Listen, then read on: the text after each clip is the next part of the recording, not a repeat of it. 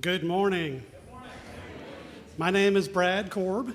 My pronouns are he and him, and I will be your pulpit host today. On behalf of this congregation, welcome to the Unitarian Universalist Church of Huntsville. We acknowledge that we are on the traditional territory of Native tribes.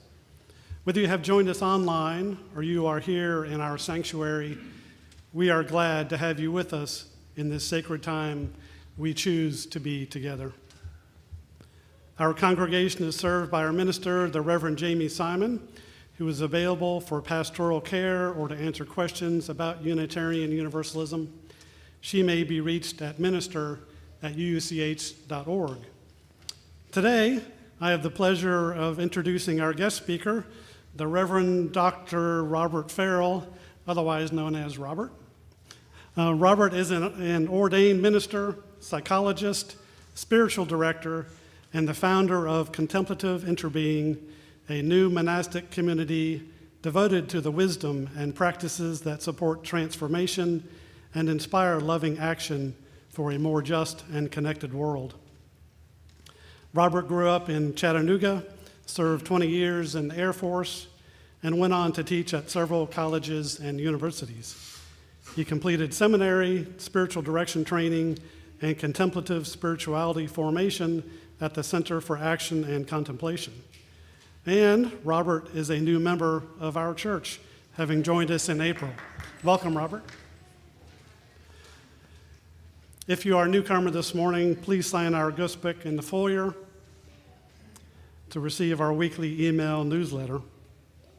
Now please take a moment to silence your electronic devices. I remembered to do mine already. But don't silence yourself or the people around you. The joyful and not so joyful noises of children and adults are always welcome here. If you have a joy, sorrow, or important milestone that you would like shared during our circle of candles and included in the pastoral prayer, please write it on one of the white cards found in the hymnal rack in front of you that look like this, and then place it in the offering basket when those come around later. For community news and events, check our email newsletter, website, and the announcement section in your order of service.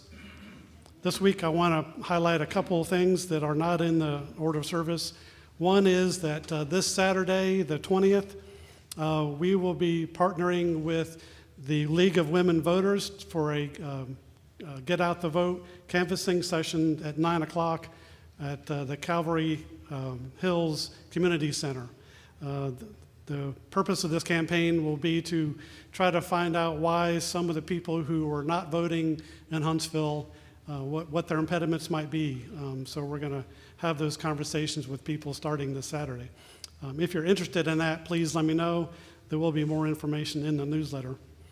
And secondly, a reminder to bring food for our little food pantry. It gets emptied more than once a day, and we always need help with food to stock that. After our service today, everyone is welcome to join us in the fellowship hall for coffee and snacks. And now I would like to invite Susan Coddington to ring the singing bowl to help us enter into the service more deeply.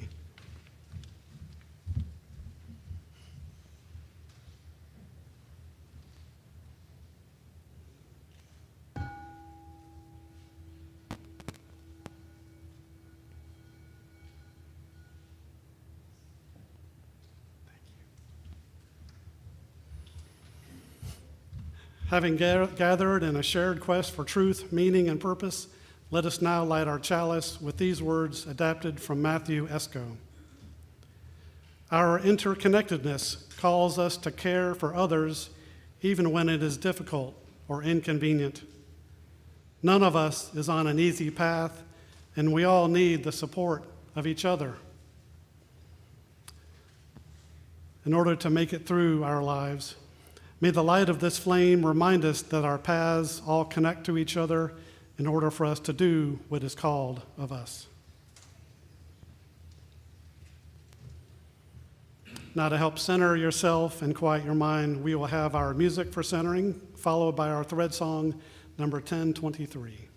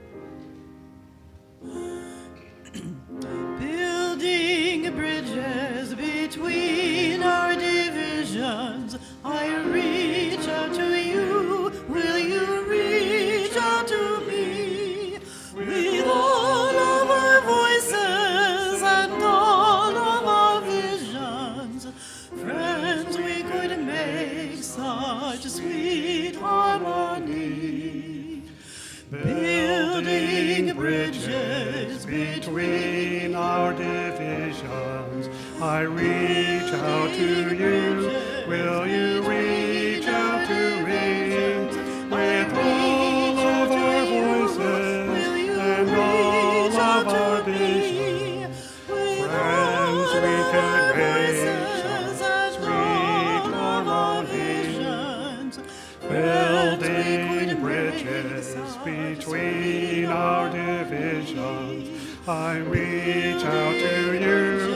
Will you reach out to me? With all of our voices and all of our vision, friends, we could make such sweet harmonies, building bridges such sweet harmonies.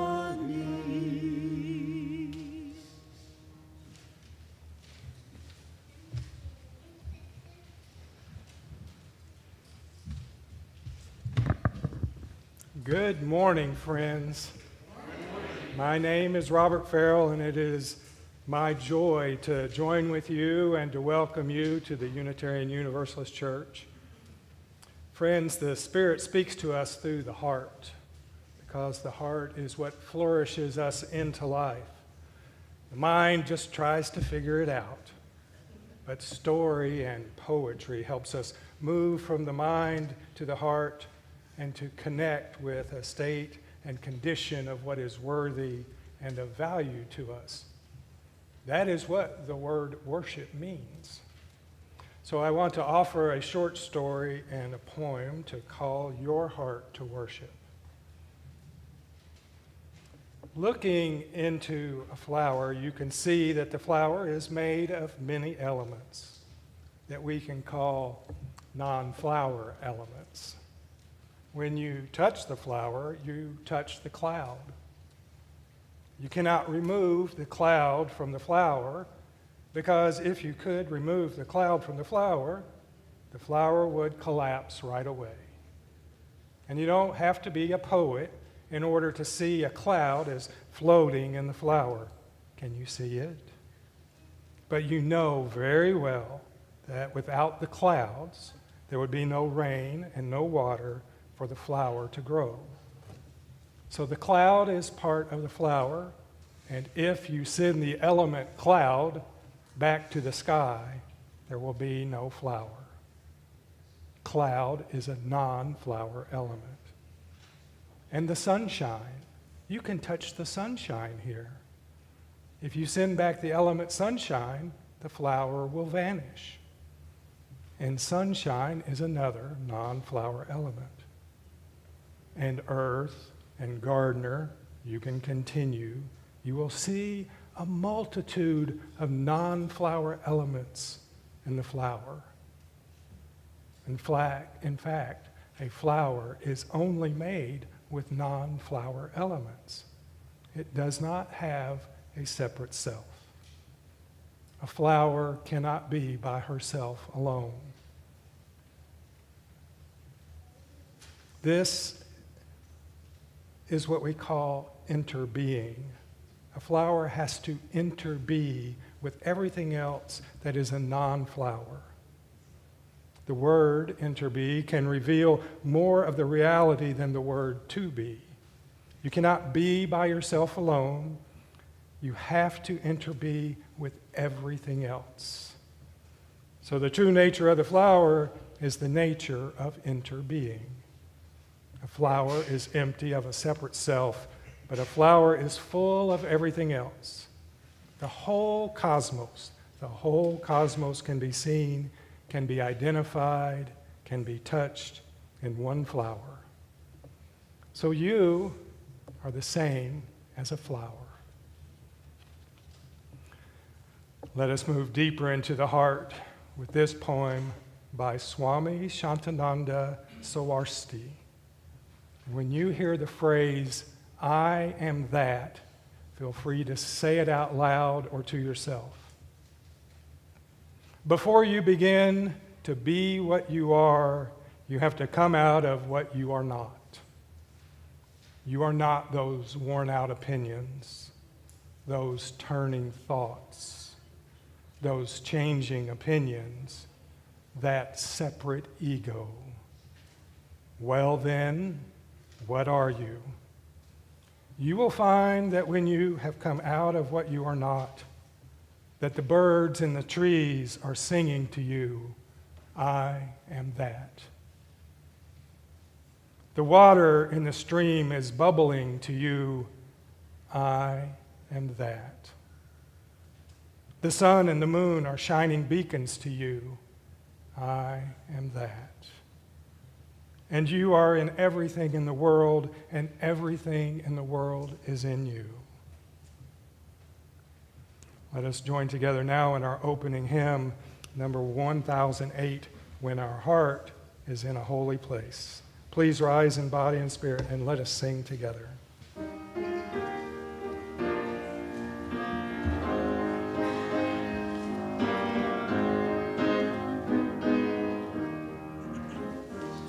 When our heart is in a holy place, when our heart is in a holy place, we were blessed with love and amazing grace.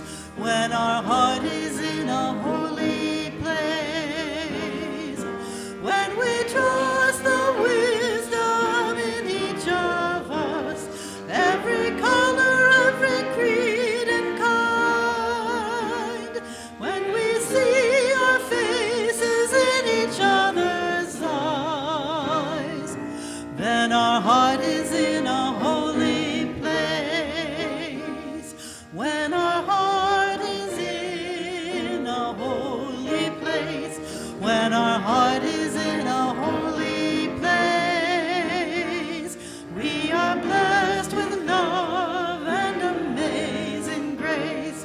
When our heart is in a holy place, when we tell our story from deep inside, and we listen with a loving mind, and we hear our voices in each other's words, then our heart is in a holy place. When our heart is in a holy place, when our heart is in a holy place, we are blessed with love and amazing grace. When our heart is in a holy place, when we trust the winds of sacred space, and the God of our heart stirs within, and we feel the power of each other's faith, then our heart is in a holy place. When our heart is in a holy place, when our heart is in a holy place, we are blessed with love and amazing grace. When our heart is in a holy place, when our heart is in a holy place.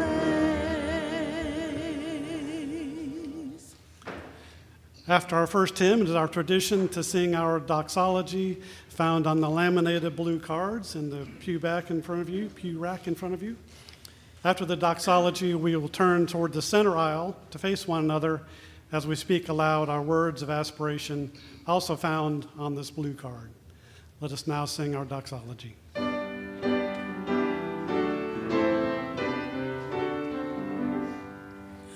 From all who dwell below the skies, let faith and hope with love arise. Let beauty, truth, and good be sung through every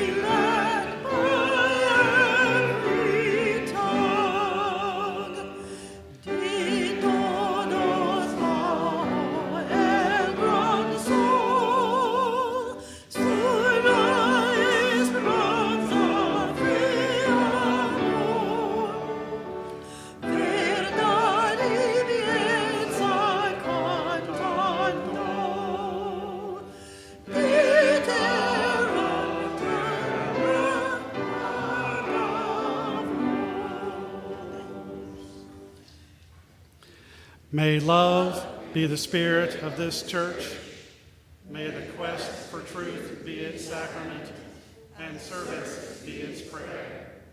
To dwell together in peace, to seek knowledge and freedom, and to help one another in fellowship. This is our aspiration. You may be seated. And now I'd like to invite forward anyone who is young or young at heart to join us at the front of the sanctuary for our story of all ages, presented by Jessica Jackson. Give it a try. Hello. Yep. Is this on? Yeah. Hi, I have a book for you today called Whoever You Are. It's a book about children around the world. By Mim Fox, illustrated by Leslie Stewart Staub.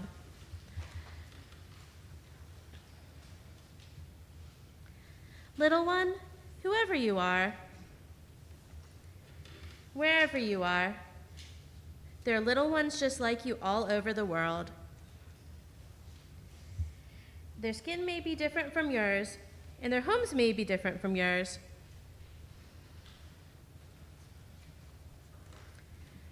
Their schools may be different from yours. And their lands may be different from yours. Their lives may be different from yours, and their words may be different from yours. But inside, their hearts are just like yours, whoever they are, wherever they are, all over the world. Their smiles are like yours, and they laugh just like you. Their hurts are like yours too, and they cry like you too. Whoever they are, wherever they are, all over the world. Little one, when you are older and when you are grown, you may be different.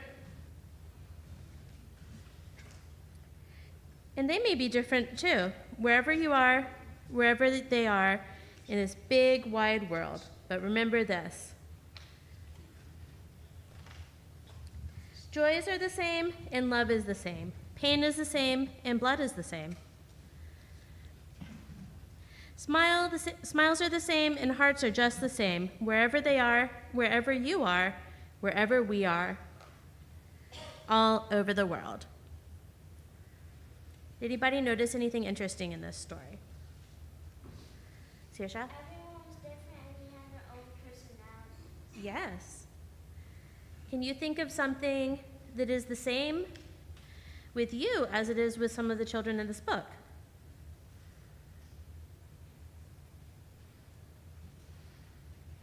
Can you think of anything that is different with one of these children and with you?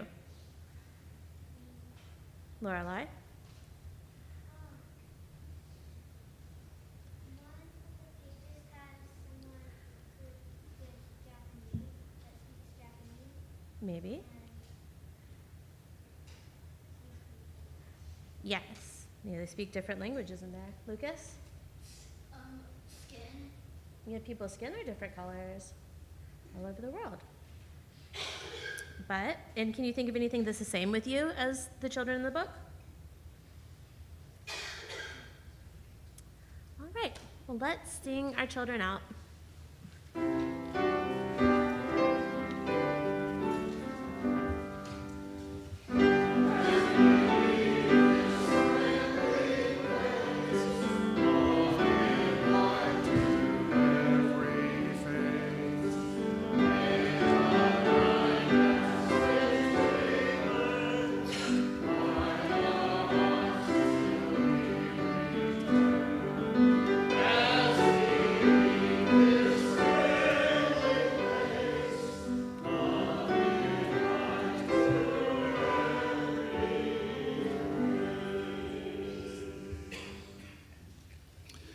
We are the Unitarian Universalist Church of Huntsville, a proudly inclusive spiritual community. Together, we build a broader search for meaning, a bolder form of compassion, and a braver voice for justice. At this time, we invite you to support our mission with a monetary contribution. You may donate online using the QR code in the order of service, or you may put cash or check donations in the offering baskets. Completed Circle of Candles cards, like this, should also be placed in the offering baskets as they come around. You're also invited during this time to come forward and quietly drop a stone into the bowl of water here on my left next to the ramp in honor or memory of what you hold in your heart. With gratitude, we now receive the offering.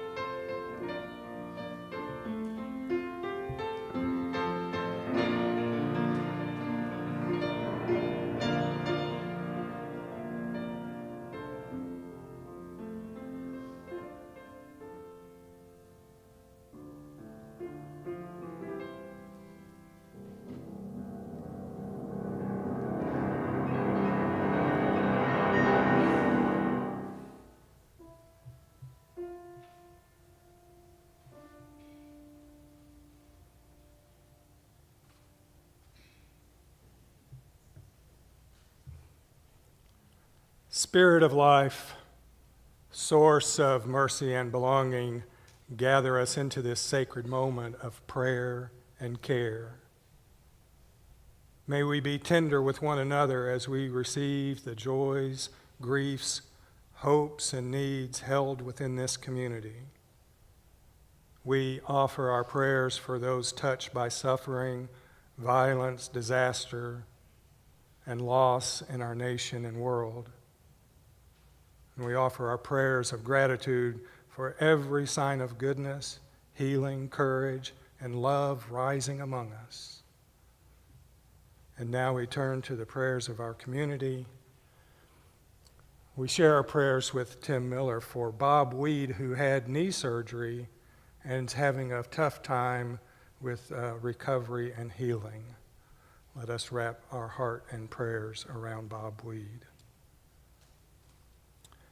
May compassion move us through us for all that has been spoken aloud and for all that remains held quietly within the heart. Together, let us say, "Blessed be," and Amen. In response, let us sing together the Meditation on Breathing, number 109.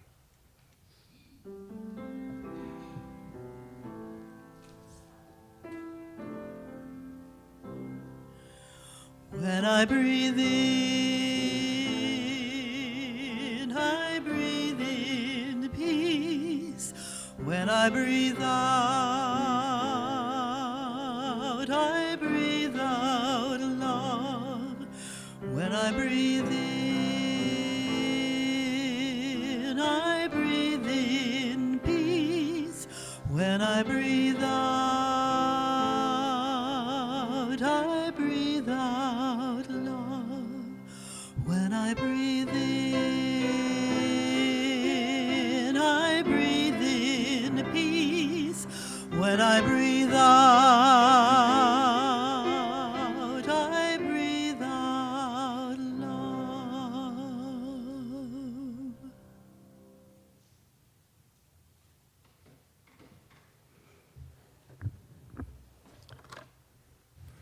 The audio team came down and told me that the soft-spoken contemplative minister was coming in a little low.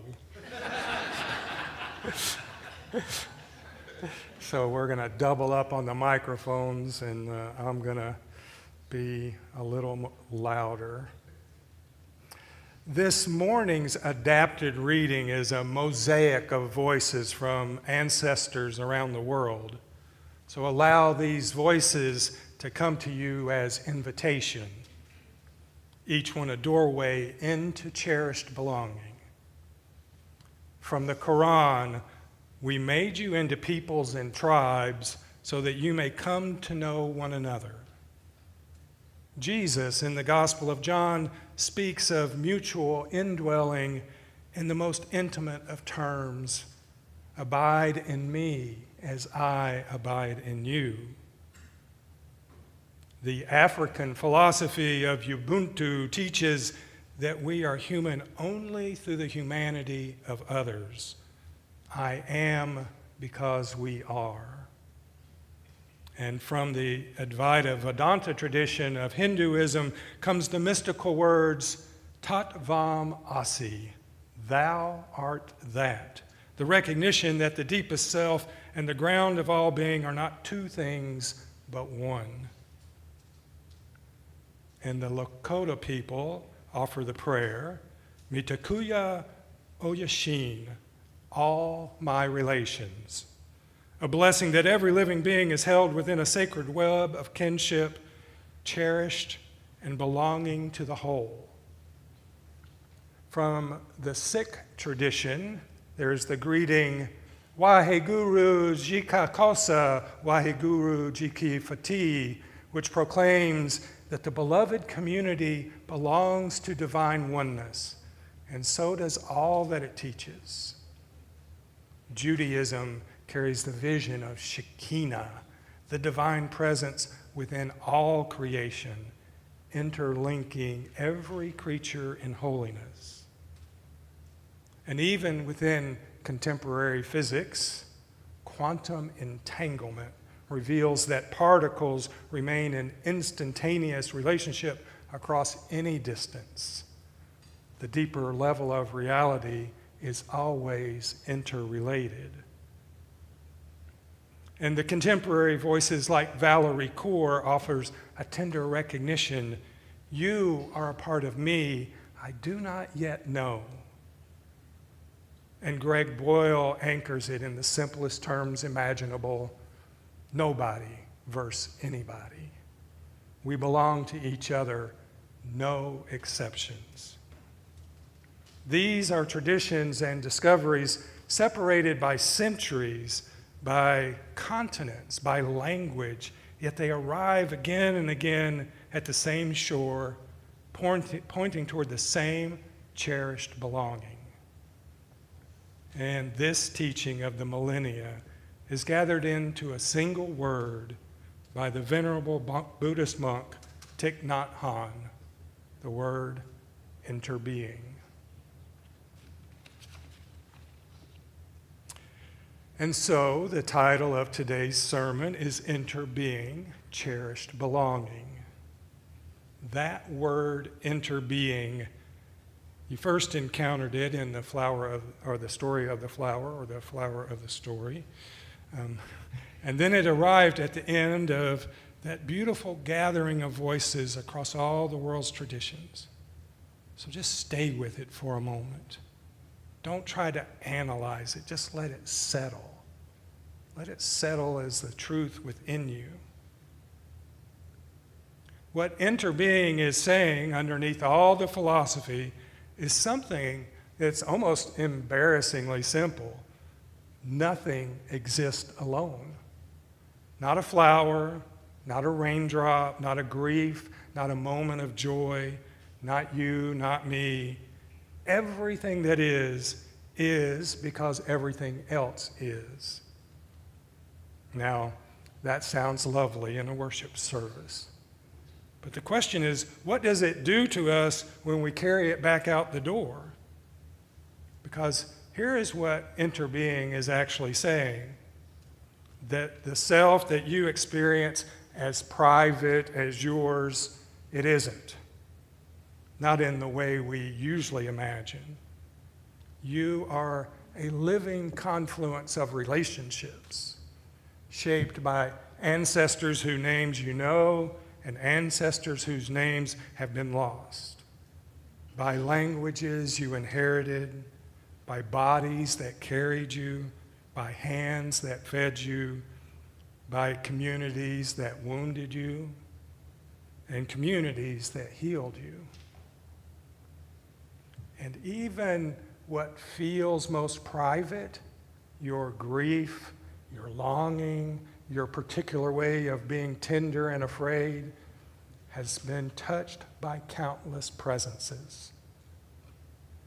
Your life is not sealed off from the world. It has always been shaped by every life that has touched it. And interbeing is an experience of mutual indwelling. It's an experience of zero separation, not sameness, not the erasure of differences, not the idea that each of us is simply dissolved into one indistinct whole. It is more alive than that. It is a flowing relationship. It is an inter-abiding.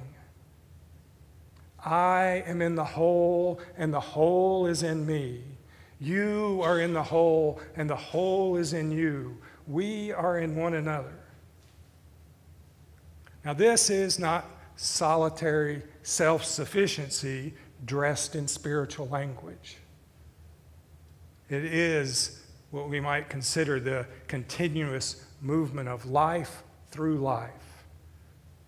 The whole gives coherence to the part, and the part makes visible something of the whole. Each belongs to the other. Each depends on the other to reveal what love can become. You see, friends, your well-being and my well-being are, by the grace of divine love, one being, interbeing. And likewise, the suffering that comes from forgetting this is real. We are taught from very early on that belonging is conditional, that we have to earn our place, that we need to perform for acceptance to conceal whatever may not be welcome. And we learn to fit in, sometimes at enormous cost to our soul. Because fitting in is not the same as belonging. Fitting in asks us to become what the room requires. Belonging allows us to enter as we are. And enter being says something even more radical than that. It doesn't simply say that everyone deserves to belong, though that is true. It says that everyone already belongs, because everyone already participates in the life of the whole. And the question isn't whether the circle can be widened to include those who have been pushed outside the circle. The deeper question is whether we can finally see that there was never a true outside to begin with. The borders were imagined, the exclusions were enforced, the separation was believed, but beneath all of it, reality itself remained relational. So don't believe the stories that have been told about your difference, your separation from others, your distance from divine love itself. Those stories were never true. You were created by divine love. Your deepest DNA is divine. The wave is not separate from the ocean. And the physical structure of the universe itself is love. The truth of who you are is love itself. Alive as interbeing. So alive. Cherished belonging. And we belong to one another before we decide to. That is what the flower is telling us. What if the other person is not merely someone beside you, but a continuation of your own being? What if the stranger is not a separate entity that's moving through a separate life? But what if it is another cell of the one great life? Think about the cells in your own body. They don't compete over which one matters most. They don't hoard from one another as though survival belongs only to one part. They live by participation in a larger life. Each is distinct, each has its own function, but each is precious because each belongs to the whole. And that means you are precious too.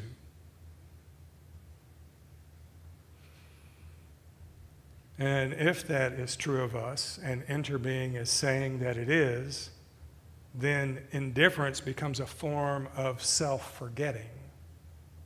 Contempt becomes a wound in the body we share. Exclusion becomes a failure to perceive reality clearly.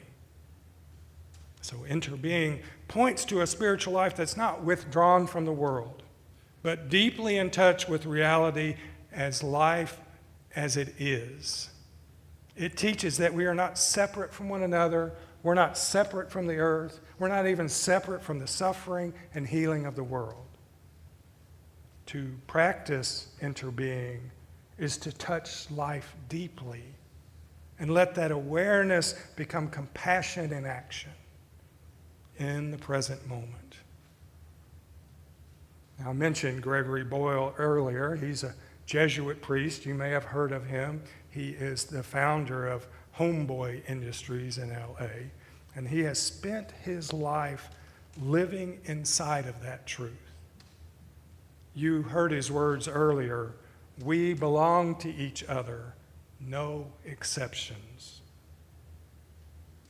And what I want to sit with is what those two words, no exceptions, actually cost. Because Boyle is not speaking about people who are easy to love, those UU people. He is speaking about people who have caused harm, people who are still in the middle of their worst chapter, people the world has decided are disposable. And he's not sentimentalizing them. He sees them clearly, but he refuses to confuse a person's deepest identity with the worst thing they have done or the hardest thing they have had to carry. And he makes a distinction that I find essential. He moves us from service to kinship. You see, service can still preserve a distance. It can leave one person as the helper and another as the one being helped, one generous and another in need. But there's still a hierarchy in that, even when the intention is good. Kinship changes the ground entirely. Kinship asks not how can we assist someone from a safe distance, but how can we stand in the truth that there is no distance deep enough to cancel our belonging to one another, our cherished belonging. You see, in service, I remain untouched. In kinship, I am changed by you. Your reality enters mine. Your healing and my healing are not separate matters. Your dignity and mine rise together. Valerie Kaur extends this into territory that even asks more of us. You're probably saying, now wait a minute, Robert, you've gone a little far already. You heard her phrase, you are a part of me I do not yet know. It is the phrase of wonder, not I understand you, not you are like me, but you are a part of me I have not yet discovered. That is a different posture entirely. It turns toward the stranger with wonder rather than wariness, toward the opponent not with agreement, but with the courage to stay in relationship. And revolutionary love, the way Valerie means it, is not a feeling. It is a practice. It is what happens when we decide to act as though our kinship is real enough when everything in the culture is pushing us towards separation. And this is where our understanding of sacrifice begins to shift.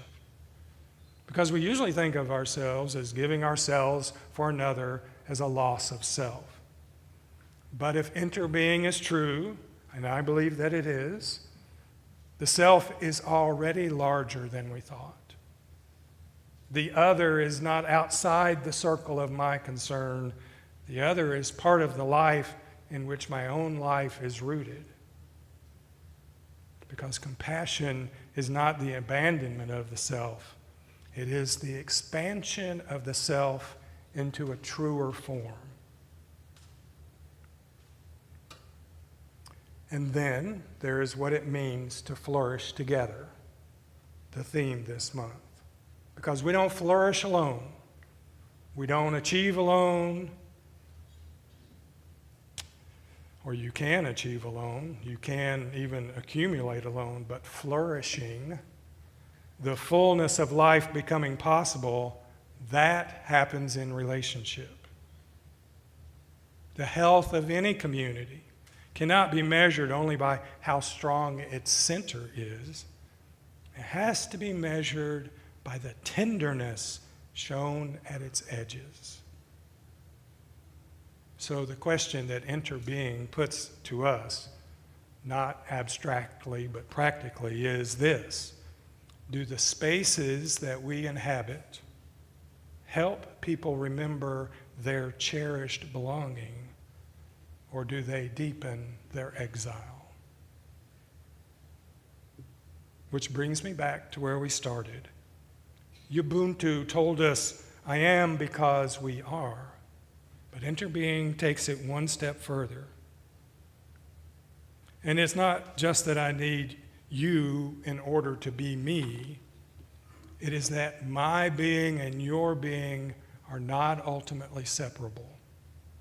My flourishing and yours, my healing and yours. The deepest truth of I am may be I enter-am. So friends, when you look at a stranger, who do you see?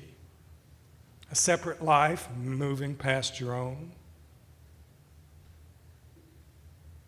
Or another cell in the one great life? A part of yourself you do not yet know? We are not separate beings learning how to connect. We are relationship itself, slowly learning how to become conscious of what has always been true. We already belong. Before achievement, before failure, before belief, before all the names by which we are known or misunderstood, the work is not to create that belonging from scratch. The work is to live as though it's real, with enough tenderness, enough humility, enough courage to honor what is already true. We enter-are.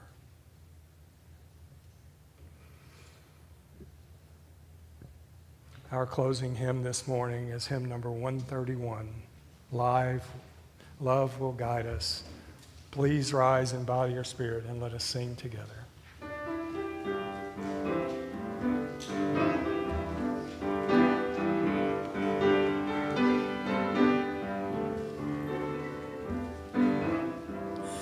Love will guide us, peace has tried us, hope inside us will lead the way. On the road from greed to giving, love will guide us through the hot night. If you cannot sing like angels, if you cannot speak before thousands, you can give from deep within you. You can change the world with your love. Love will guide us, peace has tried us, hope inside us will lead the way. On the road from greed to giving, love will guide us through the hot night. Let us now take a moment to extinguish our chalice with these words by Thich Nhat Hanh. You are me, and I am you. Isn't it obvious that we enter-are? You cultivate the flower in yourself so that I will be beautiful. I transform the garbage in myself so that you will not have to suffer. I support you, you support me. I am in this world to offer you peace. You are in this world to bring me joy.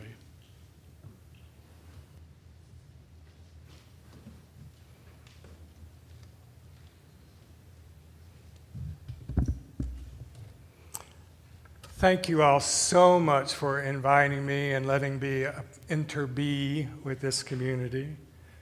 It is a true joy to share in this sacred time. And for those on the live stream, thank you as well. Everybody can wave. If you will, join me in a sacred benediction of your cherished belonging by repeating after me. Spirit of light, Spirit of love, help me to see the truth about myself, no matter how beautiful it is. Friends, I'll be at the back of the sanctuary to greet you, and you're all invited to join us for coffee and conversation in the fellowship hall. Let us go out singing together. May I be light in you on the yellow gold card.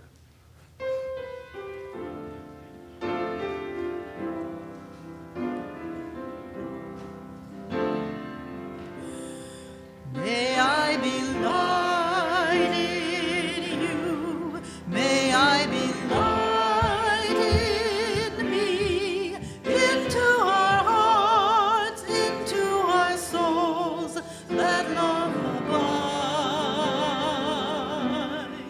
May I be love in you. May you be love in me. From this place out to the world for all time. Blessed be, Amen, Satnam, Ashe.